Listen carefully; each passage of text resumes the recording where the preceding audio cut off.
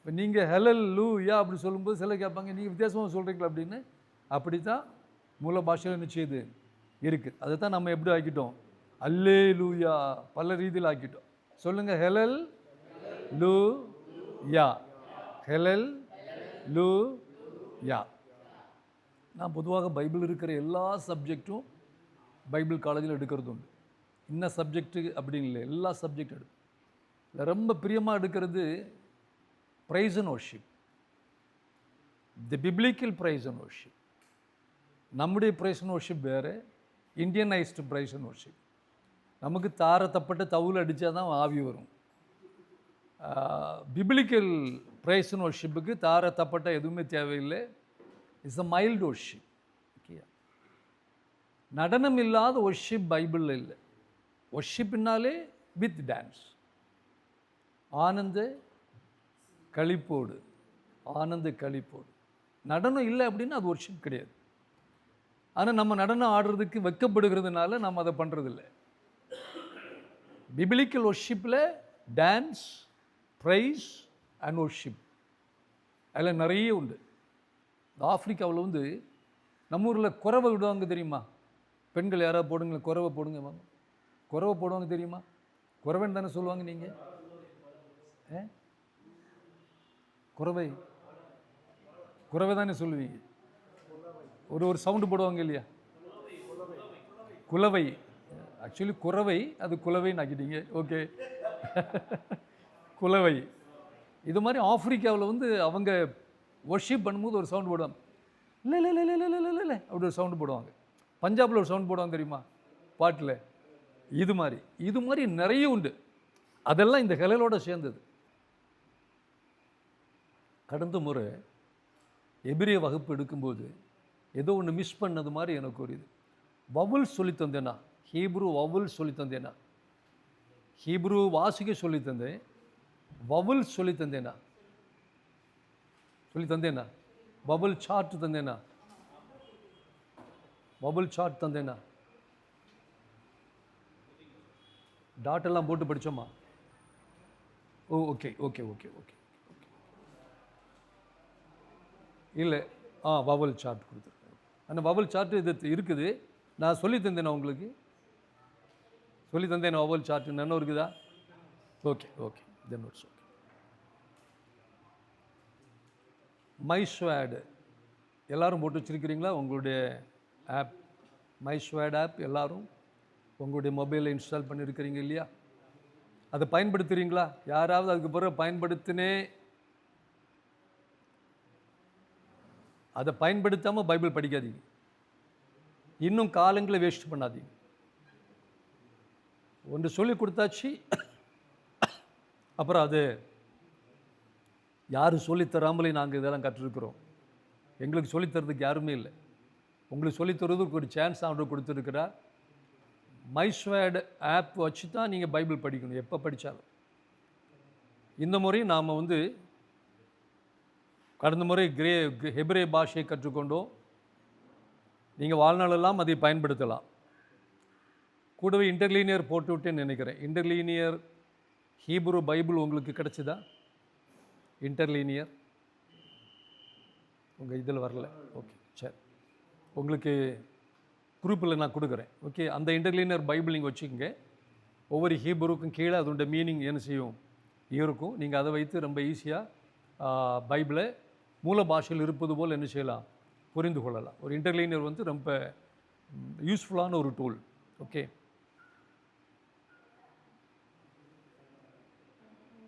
இன்றைக்கு நாம் கிரீக் பாஷையை கற்றுக்கொள்ள போகிறோம். எபிரேய பாஷை மாதிரி கிரேக்க பாஷை கஷ்டம் இல்லை. இங்கிலீஷ் மாதிரி. இங்கிலீஷில் எத்தனை ஆல்ஃபபெட்டு? 26. கிரீக்கில் கம்மி 24. ஹீப்ருவில் அதோட கம்மி 22. அப்போ இங்கிலீஷ் உங்களுக்கு வாசிக்க தெரியும், இங்கிலீஷ் எழுத்து தெரியும் அப்படின்னா கிரீக்கை ஈஸியாக கற்றுக்கொள்ளலாம். நான் என்ன பண்ணினேன், சில வாரங்கள் உட்கார்ந்து ஒரு நம்முடைய பைபிள் காலேஜுக்காக ஒரு புஸ்தகம் ரெடி பண்ணேன். Greek the most simplified book அது மாதிரி சிம்பிளிஃபைடு புக்கு உலகத்திலே கிடையாது. ரொம்ப சிம்பிள், ரொம்ப ரொம்ப சிம்பிள் பண்ணி ஒரு புக் பண்ணினேன். ஒரு 3 வாரங்கள் சிஸ்டத்தில் இருந்து இதை நல்லா கரெக்டாக பண்ணியிருக்கிறேன். ரொம்ப ஈஸியாக நீங்கள் கற்றுக்கொள்ளலாம். இந்த புக்கை நான் போட்டே நான் உங்களுக்கு கற்றுக் கொடுக்குறேன். நம்ம அது ப்ராப்பராக என்ன செய்யலாம், போயிட்டே இருக்கலாம். ரெண்டாவது பாருங்கள், ஒரு பாஷையை கற்றுக்கொள்ளும் பொழுது பலவிதமான ரீதியில் இருக்கிற நபர்கள் இருப்பாங்க. ஒரு 25 பேர் இருக்கிறதுல ஒரு பாஷையை கற்றுக்கொள்ளும்போது சிலர் அதனுடைய அட்வான்ஸ் லெவலுக்கு போயிடுவாங்க. அதனுடைய இலக்கண இலக்கியங்கள் எல்லாவற்றையும் கற்று அட்வான்ஸ் லெவலுக்கு போயிடுவாங்க. சிலர் ஜஸ்ட்டு அந்த ஆல்ஃபாபெட்லாம் கற்று வாசிக்கக்கூடிய அளவிற்கு, எழுதக்கூடிய அளவிற்கு வருவாங்க. சிலர் மொழிபெயர்ப்புலெல்லாம் பண்ணக்கூடிய அளவுக்கு போயிடுவாங்க. ஆனால் விதைப்பது ஒரே விதை தான். அது 30, 60, 100 பலன் கொடுக்கும். சிலருடைய ஆவியில் அது 100 மடங்கு பலன் கொடுக்கும்படி எடுத்துக்கொள்வாங்க. அப்படி எடுத்துக்கொண்டதுனால தான் நாங்கள் வேதாகம் மொழிபெயர்ப்புகளை பண்ணுகிறோம், வேதாகம காரியங்களை செய்கிறோம், உங்களுக்கு கற்றுக் கொடுக்குறோம். இன்னும் சிலர் கற்றுக் கொடுக்கக்கூடிய லெவலுக்கு கற்றுக்கொள்வாங்க. நீங்கள் இந்த பாஷையை எழுத படிக்க கற்றுக்கொள்கிறதோடு கூட பிறருக்கு கற்றுக் கொடுக்கக்கூடிய அளவிற்கு கற்றுக்கொண்டால் அது ஒரு நல்ல நிலைமை. இந்த பைபிள் காலேஜுக்காக மட்டும் படிக்காதீங்க, அப்படி படிக்கக்கூடாது. பைபிள் காலேஜுக்காக படிக்கக்கூடாது. இந்த 2 லாங்குவேஜில் என்ன விசேஷம், எபிரேய கிரேக்க பாஷைக்கும் கிறிஸ்தவனுக்கும் என்ன சம்பந்தம் அப்படின்னா, நம்முடைய வேதாகமம், நம்முடைய பைபிள் எபிரேய கிரேக்க பாஷையில் என்ன செய்யப்பட்டிருக்கிறது, எழுதப்பட்டிருக்கிறது. இதனுடைய மூல பாஷைக்கு நாம் போகாமல் இருந்தால் ஒரு தண்ணீரின் மேற்பரப்பில் மிதக்கிற துரும்பை போல தான் நம்ம படிப்போம். அவ்வளோதான் படிக்க முடியும். எபிரேய கிரேக்க பாஷைக்குள்ளே போனால் தேவன் எதற்காக சொன்னார், என்னென்ன சொன்னார் என்பதை கரெக்டாக கண்டுபிடித்து அதை நம்முடைய வாழ்க்கையில் அப்ளை பண்ணி அதை நாம் பயன்படுத்தும் பொழுது நம்முடைய வாழ்க்கை விசேஷமான வாழ்க்கையாக மாறும். ஸ்பர்ஜன், டிஎல் மோடி, நம்முடைய கிறிஸ்தவ புரட்சி பண்ணார் மார்ட்டின் லூத்தர், இப்படி உலக பிரசித்தி பெற்ற ஊழியர்களும் விசேஷமாய் உலகத்துக்கு ஆசீர்வாதமாக இருந்த எல்லாருமே எபிரேய பாஷையை, கிரேக்க பாஷையை கற்றுக்கொண்டவர்கள். நீங்கள் அதற்குள்ளே போய் அதிலிருந்து வேதாகமத்தை எடுத்து கொடுப்பதற்கும் மொழிபெயர்ப்பில் இருந்து கொடுப்பதற்கும் வித்தியாசம் இருக்கிறது. எபிரேயர்கள் எல்லா காலங்களிலும் எபிரேய பாஷையும் அரமேய பாஷையும் ஒத்துக்கொள்வது போல மற்ற பாஷைகளை ஒத்துக்கொள்கிறதில்லை. அவங்க என்ன சொல்லுவாங்க, the Hebrews drink from the fountain and the Greeks and the Gentiles drink from the polluted fountain அப்படி சொல்லுவாங்க.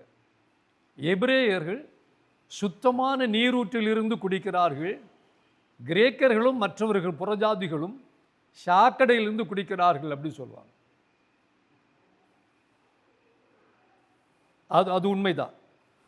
அது எபிரேய கிரேக்க பாஷையே அல்லது லத்தீன் அரமைய பாஷைக்குள்ளாடி போகும்பொழுது உங்களுக்கு புரியும், உண்மையிலே நம்ம அந்த சுத்தமான ஜீவ ஜலத்தை தேவன் என்ன நினைத்து சொன்னார் என்பது நமக்கு சொல்லப்படாமல் அதனுடைய ஏதோ ஒரு பகுதி நமக்கு கொடுக்கப்பட்டிருக்கிறது.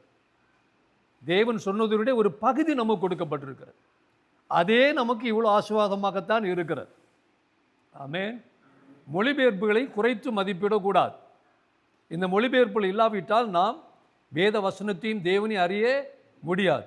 ஆனால் இந்த மொழிபெயர்ப்புகளை விட்டு மூல பாஷைக்கு நாம் போகாவிட்டால், இப்போ பாருங்கள், ஒரு 150 மொழிபெயர்ப்பு இருக்குன்னு வச்சுக்கோங்களேன்.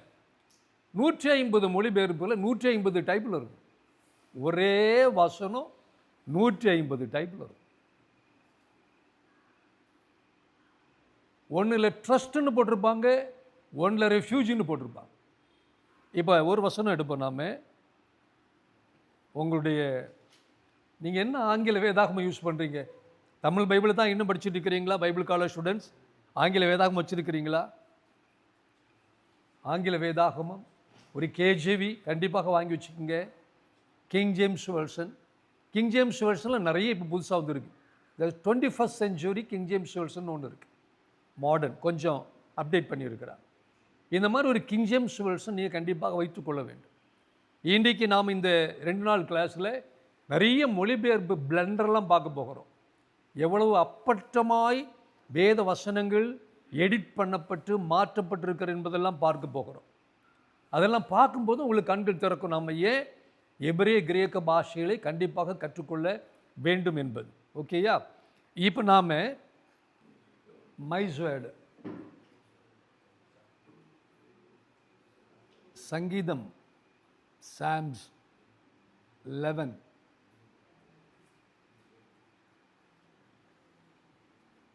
சாம்ஸ் 5:11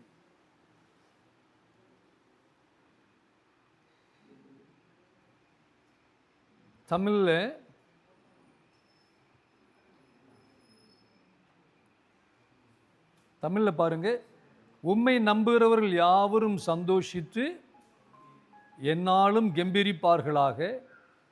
நீர் அவர்களை காப்பாற்றுவீர்.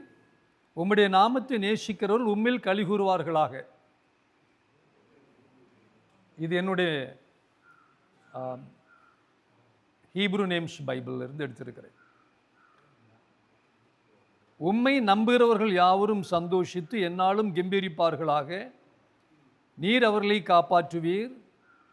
உம்முடைய நாமத்தை நேசிக்கிறவர்கள் உம்மில் களி கூறுவார்களாக என்று தமிழில் இருக்கிறது. இப்போ இந்த வசனத்தை நீங்கள் படிக்கும் பொழுது சிம்பிளாக ஒரு காரியத்தை கற்றுக்கொள்வீங்க. அவரை நம்புகிறவர்கள், லிசன், ஹலோ, நான் பேசும்போது ஒரு செகண்ட் நீங்கள் அங்கங்கே பண்ணிட்டு இருந்தீங்கன்னா நான் சொல்கிற மறந்துடுவீங்க. You will not get it. இப்போ தேவனை நம்பணும். அவரை நம்புகிறவர்கள் யாவரும் சந்தோஷித்து எந்நாளும் கம்பீரிப்பார்களாகன்னு தான் இருக்குது. இவ்வளவைத்தான் தமிழ் பைபிளில் அவங்க கொடுத்துருக்குறாங்க. ஆனால் நாம் இப்போது கேஜேவியில் போய் ஹீப்ரூவில் போயிட்டோன்னு வச்சுக்கோங்க. ஹீப்ரூவில் போகும்போது பாருங்கள், but let all those that put their trust in thee rejoice. Let them ever shout for joy because thou defend them. Let them also that love thy name be joyful in thee. அப்படின்னு இருக்கு. இங்கேயும் லிமிட்டடாக தான் இருக்குது. இந்த கேஜேவியில் இருக்கிறது அப்படியே Tamil Bible ஆக்கியிருக்கிறாங்க. நம்முடைய தமிழ் வேதாகமம் மிகச்சிறந்த வேதாகமம், மற்ற இந்திய மொழிபெயர்ப்புகளை விட மிகச்சிறந்த வேதாகம். ஏனென்றால் தமிழ் மொழிபெயர்ப்பு King James, authorised King James வேர்ஷனுடைய மொழிபெயர்ப்பு. ஆமேன். அது பெரிய சிறப்பு. மற்ற மொழி வேதாகமங்கள் இந்த மாதிரி சிறப்பில்லை. இது ஒரு மிகச்சிறந்த தமிழ் வேதாகமம். லிட்ரலாக நம்ம உபதேசத்திற்கு தமிழ் வேதாகமத்தை என்ன செய்யலாம்? பயன்படுத்தலாம். மலையாளம் பைபிள் பயன்படுத்த முடியாது. வேறு அநேக பாஷைகளில் இந்தியாவில் அதை பயன்படுத்த முடியாது. ஏனென்றால் அது கிங் ஜேம்ஸ் வேர்ஷன் அல்ல. அதிலெல்லாம் நிறைய மாற்றங்கள் இருக்கிறது. ஒரே அதிகாரம் 11ஆம் அதிகாரம் 22ஆம் வசனத்துக்கு பிறகு 24 இருக்கும், 23ஆம் வசனமே இருக்காது. அந்த பைபிள்கள் அப்படியே எடுத்திருப்பான், எடிட் பண்ணி எடுத்திருப்பான், இந்த மாதிரி கொலை பண்ணியிருப்பான். நாம் இவைகளெல்லாம் கற்றுக்கொள்ள போகிறோம். இப்போ பாருங்கள், அந்த ட்ரஸ்ட்டுங்கிற இந்த வார்த்தையை நாம்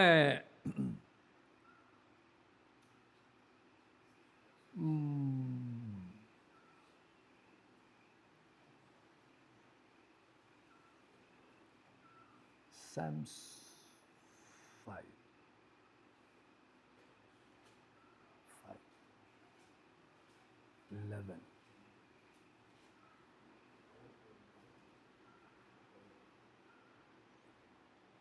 இதே வசனத்தை NIV-ல பாருங்க. இதே வசனத்தை NIV-ல பாருங்க. But let all who take refuge. கேஜேவியில் ட்ரஸ்ட்டுன்னு இருக்குது, NIV-ல என்ன இருக்குது? ரெஃப்யூஜ். ஓரளவு இங்கிலீஷ் தெரியும் இல்லை எல்லாருக்கும்? ட்ரஸ்ட்டுக்கும் ரெஃப்யூஜிக்கும் என்ன வித்தியாசம்? ட்ரஸ்ட்டுன்னா நம்புறது, ரெஃப்யூஜின்னா அடைக்கலாம். நல்லா கவனிங்க, நம்புகிறது இன்னொன்று அடைக்கலாம். ரெண்டும் ஒன்றா ரெண்டா? ரெண்டும் வேற வேற. இப்போ பாருங்க, எங்கள் ஊரில் மழை பெய்து தண்ணி வீட்டுக்குள்ளே ஏறிட்டுது. உங்கள் வீட்டில் எங்களுக்கு இடம் தருவீங்கன்னு நம்புகிறேன். இது நம்புகிறது. இன்னொருத்தர் சொல்கிறாரு, உங்கள் வீட்டில் எங்களுக்கு அடைக்கலம் கொடுங்கள் அப்படின்னு அவங்க அந்த வீட்டில் நம்ம என்ன செய்கிறோம், ஏற்றுக்கொள்கிறோம். ஓகேயா? அப்போ ரெஃப்யூஜ் என்பதும் ட்ரஸ்ட்டுங்கிற ரெண்டு வித்தியாசமான வார்த்தை, ஆனால் ஒன்றோடு ஒன்று மிங்கிள் பண்ணக்கூடிய வார்த்தை தான். ஓகே, ஆனால் இப்போ பாருங்கள், but let all who take refuge in you B Claude, let them ever Singh for Joy, spread your protection over தம் அப்படின்னு இருக்குது. என்ஐவியில் கேஜேவியை விட நல்லா இருக்குது. எப்படி இருக்குது? ஸ்ப்ரெட் யுவர் ப்ரொடெக்ஷன் ஓவர் தம் அப்படின்னா என்ன அர்த்தம்? உம்முடைய பாதுகாப்பை அவர்கள் மேல் விரியும். கேஜேவியில் என்ன இருக்குது?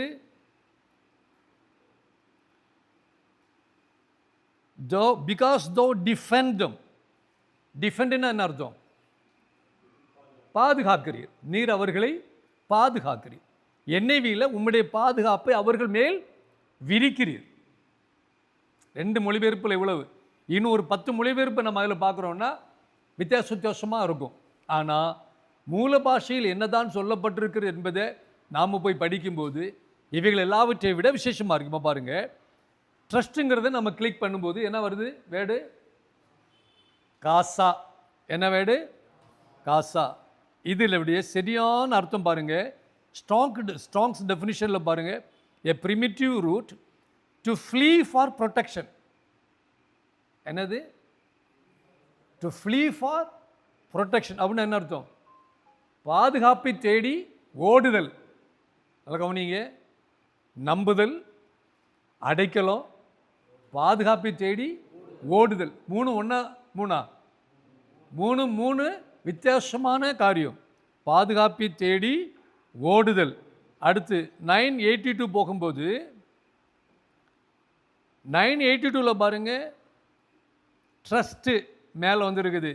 கீழே பாருங்கள், properly to hie for refuge, அடைக்கலமாய் ஒழிப்பதற்குரிய ஒரு இடம் என்கிற அர்த்தமும் அங்கே இருக்கிறது. அப்போ இப்போ நல்லா கவனிச்சிங்க, ஒரு அடைக்கலப்பட்டணும், ஒரு அடைக்கலம், அங்கே பாதுகாப்பை தேடின்னு செய்கிறோம், ஓடுகிறோம். இது அதில் வரணும். ஓகேயா? அப்படி மொழிபெயர்க்கும் போது இது எப்படி வரும் அப்படின்னா,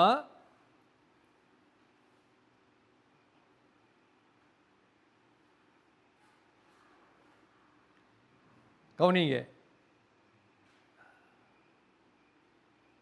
அதில் இன்னொரு வார்த்தை கூட இருக்குது. ஆபத்து காலத்தில் பாதுகாப்பை தேடி ஓடுதல். தேவனே தமது ஆபத்து காலத்தில் பாதுகாப்பை தேடி உம்மிடத்தில் அடைக்கலமாய் ஓடி வருகிறவர்கள் யாவரும் சந்தோஷித்து. என்ன சொன்னேன்? தேவனே ஆபத்து காலத்தில் தனது பாதுகாப்பை தேடி உம்மிடத்தில் அடைக்கலமாய் ஓடி வருகிற யாவரும் சந்தோஷித்து. அப்படி எழுதிக்கங்க, அது ஒரு பேப்பர் எழுதிக்கங்க. நான் சொல்கிறது அப்படியே போய்டும் காத்துல. இவ்வளோ மீனிங் சேர்ந்து வரும்போது தான் அந்த டெஃபினிஷன் கரெக்டாக இருக்கும், அந்த வசனம் கரெக்டாக இருக்கும், அந்த ஹீப்ரு வார்த்தை கரெக்டு. ஆப்ட். தனது ஆபத்து காலத்தில் பாதுகாப்பை தேடி உம்மிடத்தில் அடைக்கலமாய் ஓடி வருகிற யாவரும் சந்தோஷித்து.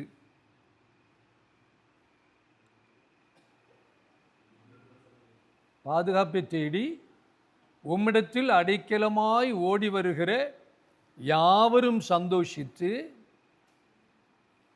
எந்நாளும் கெம்பீரிப்பார்களாக.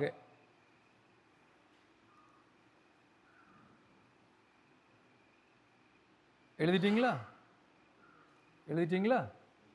இப்போ வாசிங்க, நீ எழுதுனதை வாசிங்க. அப்படி இல்லை,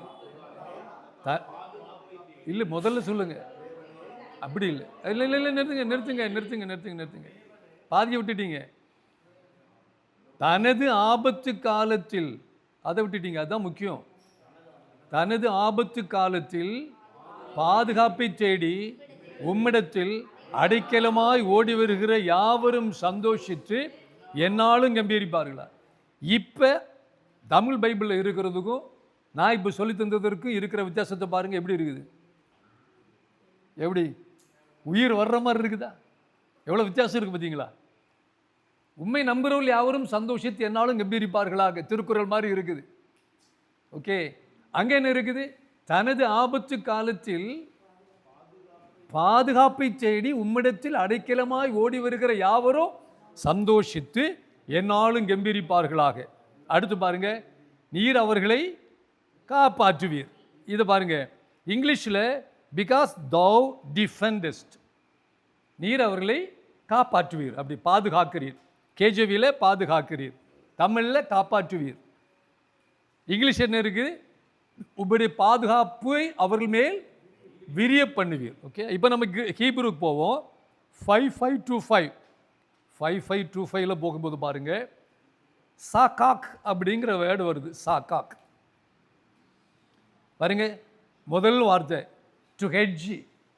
டு ஹெட்ஜ், ஃபென்ஸ் அபவுட். ஃபென்ஸ்னா வால், அவங்கள சுற்றி சுவர் எழுப்பி. அடுத்து ஓவர் ஷேடோ, அவர்கள் மேலே மூடி, இப்படி வருது இல்லையா? இது இவ்வளவும், இதெல்லாம் இதோட அர்த்தம் தான். ஆனால் கீழே வரும்போது ஸ்ட்ராங்ஸ் டெஃபினிஷன் பாருங்க, a primitive root properly to என்வைன் அஸ் எ ஸ்க்ரீன். என்வைன், அந்த வேர்டை பாருங்க, என்வைன். இப்போ அதை அப்படி எடுத்து நாம் அந்த வார்த்தைக்கு கூகுளில் போய் மீனிங் பார்ப்போம். என்வைன் மீனிங் இன் தமிழ் பாருங்க, என்ன போட்டிருக்கு?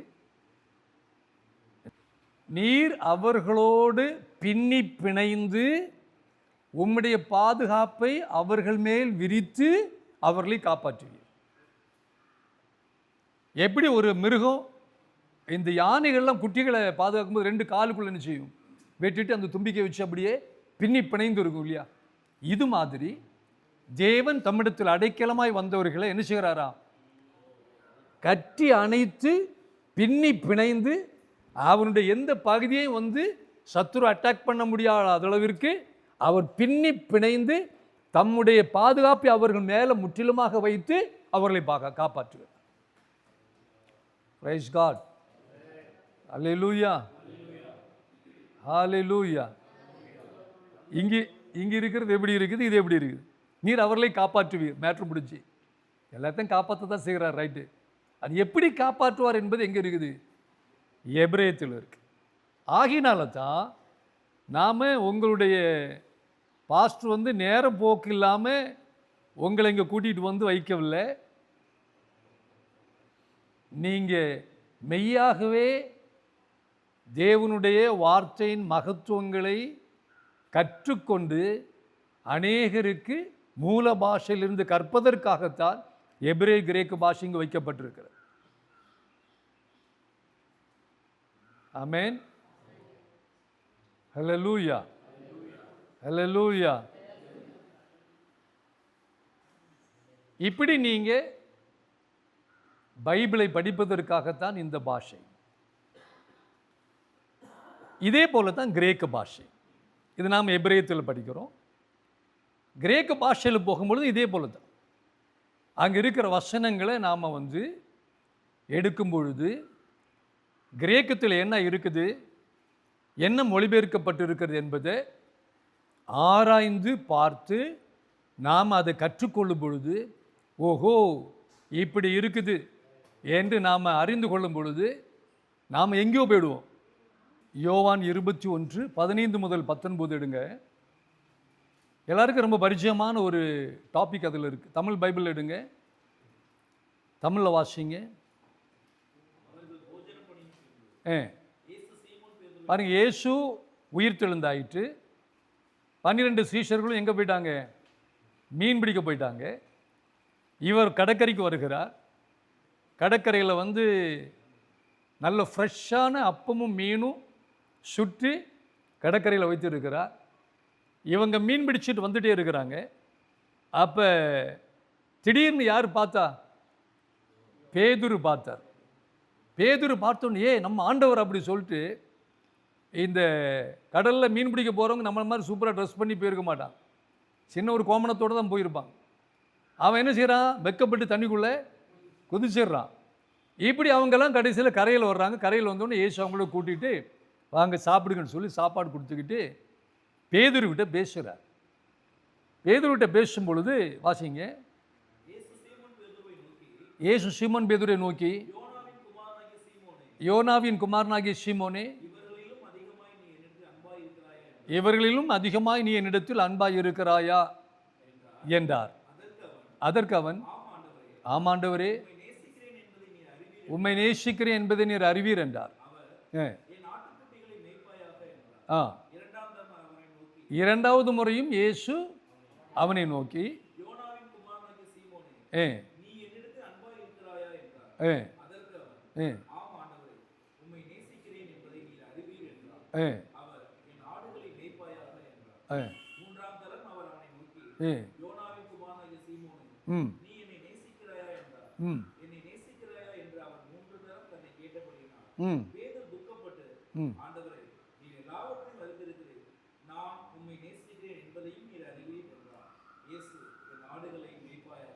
வழக்கமாக பாருங்க, நாம் தமிழில் ஆங்கிலத்தில் படிக்கும் பொழுது லவ் என்கிற வார்த்தைக்கு ஒரே ஒரு வார்த்தை தான் இருக்குது. ஆங்கிலத்தில் தமிழில் இல்லை. தமிழில் அன்பு, நேசிக்கிறாயா, அன்பு கூறுகிறாயா, ரெண்டும் ஒன்று தான். ஆனால் எபிரேயரில் கிரேக்கில் போகும்பொழுது நிறைய வார்த்தைகள் இருக்கிறது. இங்கே கிரேக்கில் லவ்ங்கிற வார்த்தைக்கு 4 வார்த்தை இருக்குது. இதே மாதிரி தான் எபிரேய பாஷை. எதுக்கு எந்த வேர்டு ஆப்டோ, எந்த மாதிரி அன்போ அந்த வார்த்தை தான் பயன்படுத்தப்பட்டிருக்கும். மனைவிகளே, புருஷர்களே, உங்கள் மனைவிடத்தில் அன்பு கூறுங்கள், அதுக்கு வேற அன்பு. பெற்றோரே, உங்கள் பிள்ளைகளிடத்தில் அன்பு கூறுங்கள், அதுக்கு வேற அன்பு இருக்கும். ஒரு லவ்வர்ஸ் 2 பேர் லவ் பண்ணுறாங்க, அதுக்கு வேற அன்பு. இப்படி ஒவ்வொரு இடத்துக்கும் ஒவ்வொரு விதமான கிரேக்க எபிரேய வார்த்தைகள் பயன்படுத்தப்பட்டிருக்கும். தமிழில் ஆங்கிலத்தில் வெறும் லவ்ங்கிற வார்த்தை மட்டும்தான் என்ன செய்யும் இருக்கும். ஆகினாலே எதற்காக சொன்னார், ஏன் சொன்னார், எப்படி சொன்னார் என்பதை நாம் கண்டுகொள்ளவே முடியாது. இங்கே பாருங்க, 4 வார்த்தைகள் பயன்படுத்தப்பட்டிருக்கிறது. ஒன்று கிரேக்கில் எரோஸ். எரோஸ் அப்படின்னா romantic love, romantic love, physical love, love affair. கவனிங்க, லவ் அஃபேர். எரோஸ்னா என்னது? Love affair. ஆண்டோடைய இறக்கத்தினால புதிய ஏற்பாட்டு பைபிளில் இந்த எரோஸ்ங்கிற வார்த்தையை தேவன் பயன்படுத்தவே இல்லை. ஆகினால காதலுக்கு பெர்மிஷன் கொடுக்கவே இல்லை. வேற எல்லாத்தையும் 3ஐயும் பயன்படுத்தி இருக்கிறார். எரோஸ்ங்கிற வார்த்தையை பயன்படுத்தி ஃபிசிக்கல் லவ், ரொமான்டிக் லவ், இந்த காரியங்களுக்கு புதிய ஏற்பாட்டில் இடமே இல்லாதபடியால் எரோஸ்ங்கிற வார்த்தையை புதிய ஏற்பாட்டில் ஆண்டவர் பயன்படுத்தவே இல்லை. அதுக்கு கை தட்ட மாட்டீங்க இல்லையா?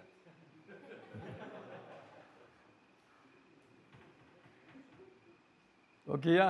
அங்கேயே ஃபுல் ஸ்டாப், முடிஞ்சு போச்சு. அப்போ நிறைய கேள்விகள் வரும். புதிய ஏற்பாட்டின் காலத்தில் லவ் பண்ணலாமா, அப்படி இப்படியெல்லாம் நிறைய கேள்வி வரும். அந்த பாருங்க, ஒரு லவ் அஃபேர் என்பது லஸ்ட் இல்லாமல் வராது. என்ன இல்லாமல் வராது? இச்சை இல்லாமல் வருமா? வராது. கொஞ்சமாவது இருந்தால் தான் வரும். இச்சை இல்லாத ஒரு லவ்னா பிரதர்லி லவ் இல்லையா? அகபே லவ், தங்கச்சி மாதிரி, அக்கா மாதிரி ஒரு பிரதர்லி லவ். கொஞ்சமாவது ஒரு இச்சை கண்ணிலையாவது இருந்தால் தான் என்ன செய்யும்? வரும். இச்சை எதோடு சம்மந்தப்பட்டு இருக்கு? ஆசையோடு சம்மந்தப்பட்டு இருக்கு. ஓகே, இச்சையும் ஆசையும் எதோடு சம்மந்தப்பட்டிருக்கு? காமத்தோடு சம்மந்தப்பட்டிருக்கு. ஸோ இந்த 3உடைய ஒரு கலவை தான் என்னது இந்த காலத்தில் நம்ம பார்க்குற லவ். இந்த 3 இல்லாமலும் லவ் இருக்கலாம், இல்லைன்னு சொல்ல முடியாது. இந்த 3மே இல்லாமல் ஒரு clean, neat, compassionate, holy love இருக்கலாம். யாக்கோபு ராகேலை நேசித்தது போல இன்னும் பைபிளில் நிறைய லவ் அஃபேர் இருக்குது. இந்த அஃபேரெல்லாம் அவங்க நம்ம நினைக்கிற மாதிரி அஃபேர்லாம் கிடையாது. ஒரு பொல்யூஷன் இல்லாத, பொல்யூஷன் கண்ட்ரோல்டு லவ் அஃபேர். என்ன சொன்னேன்? Pollution controlled love affair. இதுக்குள்ளே நம்ம உலகத்தில் பார்க்குற மாதிரி இருக்காது. ஆகினால இந்த எரோஸ்ங்கிற வார்த்தை புதிய ஏற்பாட்டில் பயன்படுத்தப்படல. இன்னொரு வார்த்தை பாருங்கள், ஸ்டோர்ஜி. ஸ்டோர்ஜி நேச்சுரல் ஃபேமிலி லவ். இது பேரண்ட்ஸுக்கும் சில்ட்ரன்ஸுக்கும் இடையில் இருக்கிற லவ். பெற்றோருக்கும் பிள்ளைகளுக்கும் இடையில் இருக்கிற ஒரு ஃபேமிலி லவ். இதுக்கு வந்து ஸ்டோர்ஜுங்கிற வேர்டு பயன்படுத்தி இருக்கும். இன்னொரு வேர்டு பாருங்க, ஃபீலியோ.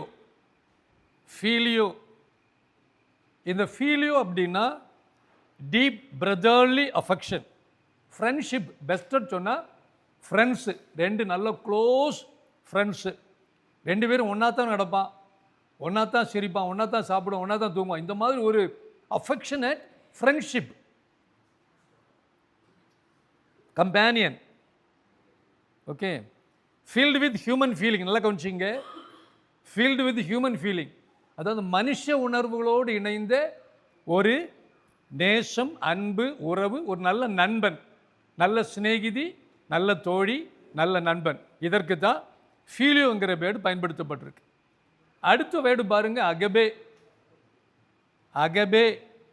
இது வந்து godly love, unconditional, sacrificial, highest level of love. இந்த லவ் தான் இயேசு நம்மிடத்தில் காண்பித்த அன்பு.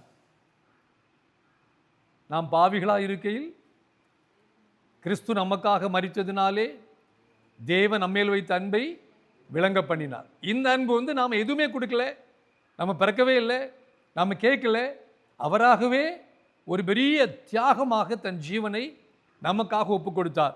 இந்த அன்புக்கு பேர் என்னது? Agape love. கம்ப்ளீட்டாக போர் அவுட், முற்றிலுமாக தன்னை கொடுக்கிற ஒரு அன்பு. இதை அகபே அன்புன்னு சொல்லுகிறோம். இப்போ புதிய ஏற்பாட்டு பைபிள் படிக்கும்போது இந்த 4 வார்த்தையும் பயன்படுத்தப்பட்டிருக்கும். ஆனால் இங்கிலீஷில் எப்படி இருக்கும்? லவ் அப்படி இருக்கும். தமிழில் அன்பு அல்லது சுநேகம், பிரியம், இவ்வளோ தான் இருக்கும். இப்போ பாருங்க, இயேசு வாழ்ந்த காலம் எபிரேயு, அரமைக், கிரீக், லத்தீன் 4 பாஷையும் பழக்கத்தில் இருக்கிற காலம். ஏனென்றால் இஸ்ரவேலை ஆளுகிறது யாரு? ரோம சாம்ராஜ்யம். இவங்க லத்தீன் வந்து அவங்களோட official language, documental language. Greek அவங்களுடைய கவர்மெண்ட் லாங்குவேஜ். எபிரேயு, அரமைக் பாஷை மக்கள் பேசுகிற லாங்குவேஜ். அப்போ ஏறக்குறைய எங்கூர் மாதிரி அந்த இடத்துல இருக்கிற எல்லாருக்கும் இந்த 4 பாஷையில் கொஞ்சம் நல்லா என்ன செய்யும்? தெரியும். ஏன்னா எல்லாரும் கலப்பாக இந்த பாஷை என்ன செய்கிறாங்க? பேசுகிறாங்க. நீங்கள் பெங்களூர் வந்தீங்கன்னா, சென்னையை விட பெங்களூருடைய ஒரு சிறப்பு என்னென்னா, மல்டி கல்ச்சுரல் மக்கள் இருப்பாங்க. ஈரானியன்ஸு, மலையாளிஸ், தமிழ், தெலுங்கு எல்லாம் இருப்பாங்க, ஹிந்தி, குஜராத்தி எல்லாம் இருப்பாங்க. ஆகினால பெரும்பாலான மக்களுக்கு என்ன தெரியும்? ஹிந்தி தெரியும் ஒரு விதமாக, தமிழ் எல்லாருக்கும் ஒரு விதம் தெரியும். இந்த மாதிரி இருக்கிற மாதிரி ஒரு சிச்சுவேஷனில் இந்த இஸ்ரவேல் தேசம் இருக்கிறபடியா இயேசுவுக்கும் எபிரே பாஷையும் தெரியும், அரமைக் பாஷையும் தெரியும், கிரேக்க பாஷையும் தெரியும், லத்தீன் பாஷையும் தெரியும். ஆமென். மனுஷகுமார்னு அவ்வளோ மூடனாக இருந்திருக்க மாட்டார் இல்லையா? ரொம்ப சுருடாக இருந்திருப்பார். எல்லா பாஷையும் நல்லா படித்து வைத்திருப்பார். சீஷர்களும் அந்த மாதிரி, மக்கள் அந்த மாதிரி. அப்போ இவர் என்ன கேட்குறாரு தெரியுமா? இப்போ முதல்ல பாருங்கள், முதல் ரவுண்டில் பேதுரை பார்த்து கேட்குறாரு, சீமோனின் குமாரன், யோனாவின் குமாரனாகிய சீமோனே, நீ என்னிடத்தில் அன்பாக இருக்கிறான்னு சொல்லி நினைக்கிறார். அகபேல் அன்பாக இருக்கிறான்னு கேட்குறார். நீ என்கிட்ட அகபேல் அன்பாக இருக்கிற தேவ அன்பு, எந்த சாக்ரிஃபைஸுக்கும் ரெடி, பூர்ணமாய் ஒன்றை ஒப்பு கொடுத்து எதுக்கும் ரெடியான அப்படிப்பட்ட தெய்வீக அன்பு என் மேலே வைத்திருக்கிறாயான்னு பேதுரை பார்த்து இயேசு என்ன செய்கிறாரு? கேட்கிறார். இப்போ பேதுரு என்ன சொல்றாரு தெரியுமா? பேதுரு சொல்றாரு, ஆமாண்டவரே, நான் உம்மிடத்தில் நண்பனை போல் அன்பு வைத்திருக்கிறேன், நான் ஃபிலோ அன்பு வச்சிருக்கேன்னு சொல்றாரு. அவர் கேட்குறாரு, தெய்வீக அன்பு வச்சிருக்கிறேன்னு கேட்குறாரு. அதுக்கு ஒரு ட்ரிக் இருக்கு பின்னாடி. இவர் சொல்றாரு, இல்லை ஆண்டவரே, ஆமாம் உம்மிடத்தில் அன்பாக தான் இருக்கிறேன், ஆனால் நீர் எதிர்பார்க்கிற தெய்வீக அன்பெல்லாம் என்கிட்ட கிடையாது. ஏன்னா உண்மை போட்டு கொடுத்ததே நான், ஆகையினால 3 முறை உண்மை மறுதளித்து இருக்கிறேன். அந்த அன்பை என்கிட்ட எதிர்பார்க்க முடியாது. ஆனால் நான் உம்மிடத்தில் என்ன அன்போடு இருக்கிறேன்? நல்ல ஒரு அஃபெக்ஷனேட் நண்பனை போன்ற அன்பு எனக்கு இருக்கு அப்படின்னு இவர் சொல்றார். திரும்ப பாருங்க, அவர் ஏன் அப்படி சொல்ற அப்படின்னா, ஆண்டவரே, நீர் எதிர்பார்க்கிறது மாதிரி ஒரு ஹையஸ்ட் லெவலான அன்பை என்கிட்ட நீர் எதிர்பார்க்காதீங்க. அதை உமக்கு கொடுக்க முடியும் என்று எனக்கு நிச்சயம் இல்லை. என் லெவலுக்கு அதை என்னால் உமக்கு கொடுக்க முடியாது. ஆனால் கொடுக்கலாம் நான் என்ன செய்தேன், நினச்சேன். எல்லாரும் உண்மை விட்டு ஓடி போனாலும் நான் உண்மை விட்டு ஓடி போக மாட்டேன், உம்மோடு மறிக்கவும் ஆயத்தமாக இருக்கிறேன்னு சொன்னேன். ஆனால் நான் சொன்னபடி என்னால் வாழ முடியல. நம்மை போல, சத்தமாக சொல்லுங்க, யாரை போல? நம்மை போல. நம்ம ரசிக்கப்பட்டு வந்த காலத்தில் உயிரே கொடுக்க ரெடியாக இருந்துருப்போம் இல்லையா? கொஞ்ச காலம் கழித்து அவர் உயிரை எடுத்துகிட்டு இருப்போம் இல்லையா? இந்த ரெண்டு டிஃப்ரென்ஸுக்குள்ள வித்தியாசம் தான். அப்போ அவர் புதுமையாக இயேசுவிடத்தில் வந்த பொழுது எல்லாரும் ஓடி போனாலும் நான் ஓட மாட்டேன், உமக்காக ஜீவனையே கொடுப்பேன் அப்படின்னு 12 பேர் மத்தியில் ஸ்ட்ராங்காக ஸ்டேட்மெண்ட் விட்டார். ஆனால் ப்ராக்டிக்கல் அது என்ன செய்யலை, வரல. அப்போ அந்த லெவலில் அவர் சொல்கிறார். அடுத்து பாருங்கள், ரெண்டாவது இயேசு கேட்குறாரு. ரெண்டாவது ரவுண்டில் கேட்கும்போது இயேசு கேட்குறாரு, யோனாவின் குமாரனாகிய சீமோனே, நீ என்னிடத்தில் அகபய அன்பு வச்சிருக்கிறாயா? திரும்பவும் கேட்குறாரு, தெய்வீக அன்பு வச்சிருக்கிறாயா அப்படின்னு. இப்போ பேதுரு என்ன சொல்கிறாரு, ஆண்டவரே இல்லை, நான் உம்மிடத்தில் நண்பனை போல் அன்பு தான் வைத்திருக்கிறேன் அப்படின்னு சொல்கிறார். திரும்பவும் இங்கே தான் நிற்கார். அவர் கேட்டதுனால இதை விட்டு அடுத்த ஸ்டெப்பு போகிறதுக்கு அவர் ரெடி இல்லை, ப்ராக்டிக்கலே ரெடி இல்லை, இங்கே தான் நிற்கிறார். திரும்ப இப்போ பாருங்க, பேதுரு என்ன சொல்கிறார் தெரியுமா? என்ன சொல்கிறாரு? ப்ராமிஸ் பண்ண முடியாது எனக்கு உம்மிடத்தில், ஆனால் ஒரு I have deep warm brotherly affection, ஒரு சகோதர அன்பு, ஆழமான ஒரு சகோதர அன்பு இன்னும் உண்மையில எனக்கு இருக்குது. அந்த அன்பு நான் வைத்திருக்கிறேன்னு சொல்கிறார். இப்போ 3வது ரவுண்டுக்கு வரும்போது பாருங்க, திரும்ப இயேசு கேட்கும்போது என்ன கேட்குறாரு, யோனாவின் குமாரனாகிய சீமோனே, நீ என்னிடத்தில் ஃபிலைஸ் அன்பு வச்சிருக்கிறான்னு கேட்குறாரு, ஃபியூலி அன்பு வச்சிருக்காரான்னு கேட்குறாரு. முதல் 2 முறை என்ன கேட்டார், அகபே வச்சிருக்கான்னு கேட்டார் இல்லையா? இப்போ இயேசு எங்கே வந்துட்டார், கீழே தாழ்ந்து வந்து பேதுருடைய நிலைமைக்கு தாழ்ந்து வந்து, பேதுருவே ஒரு சிநேகிதனை போல என்னிடத்தில் அன்பு வைத்திருக்கிறான்னு கேட்குறார். இவர் உடஞ்சே போயிட்டார். யார்?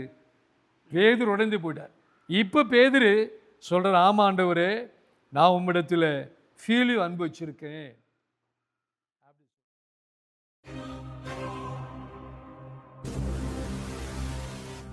உலக தமிழ் கிறிஸ்தவர்களுக்காக முழு வேதாகமத்தையும் தெளிவாக சரியாக கற்றுக்கொள்ள ஓர் அரிய வாய்ப்பு. அகில உலக கிறிஸ்தவர்களுக்கான தொலைதூர ஓர்கல்வி திட்டம்.